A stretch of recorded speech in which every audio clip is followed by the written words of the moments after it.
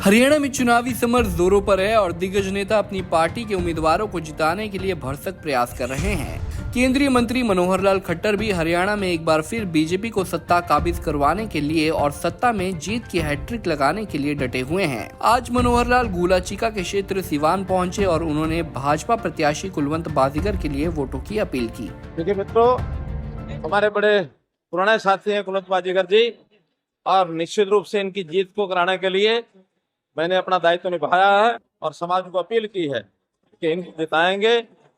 निश्चित रूप से सरकार की भागीदारी भी इनके साथ यहाँ की होगी।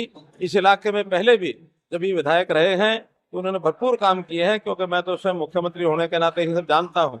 आगे भी अब ये अगर विधायक बनते हैं तो हमारे मुख्यमंत्री नायब सिंह जी सैनी फिर से इनके बताए हुए सब कामों को करेंगे। एक बात विश्वास में आपको दिलाना चाहता हूँ कि हरियाणा में इस बार एक रिकॉर्ड बनने वाला है। भारतीय जनता पार्टी के नेतृत्व में तीसरी बार सरकार, क्योंकि आज तक लगातार तीसरी बार सरकार हरियाणा में किसी की नहीं बनी। केंद्र में जैसे मोदी जी की तीसरी बार सरकार बनी है, इसी प्रकार से हरियाणा में भी तीसरी बार सरकार बनेगी। क्योंकि उसका एक मुख्य जो तर्क है वो ये है कि हरियाणा के 58 में से 56 साल ऐसे रहे कि जब जो सरकार केंद्र में होती है वही प्रदेश में बनती है।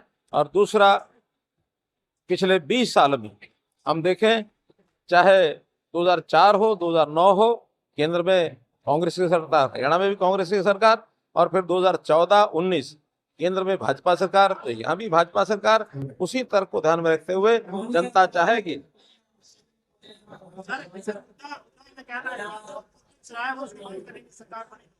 मैंने जवाब दे दिया कि वो पोर्टल बंद करने की बात कह रहे हैं। पहली बात तो है कि आजकल कहना छोड़ दिया।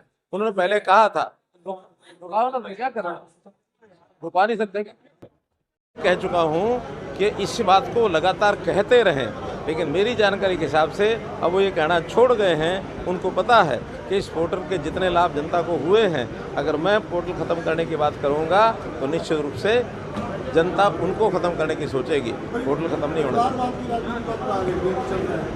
परिवारवाद की राजनीति जो पहले चल रही थी वही कांग्रेस के घर में आज भी चल रही है। उनको परिवार के बाहर का कोई व्यक्ति कभी भी बर्दाश्त नहीं होता है। और कभी कभी तो परिवार में भी दुविधाएं क्या हो जाती हैं। चाहे दिल्ली में, अब ये पता नहीं कि वो क्लेम राहुल गांधी जी का चलेगा कि सोनिया गांधी का चलेगा कि प्रियंका गांधी का चलेगा। सो ही अंदर की बात तो ये है कि यहाँ भी बापू बेटे के झगड़े शुरू हो गए हैं। बापू कहता है कि मैं मुख्यमंत्री बनूंगा, बेटा कहता है मैं बनूंगा। बाहर के आदमी को बर्दाश्त करने का विषय ही नहीं है।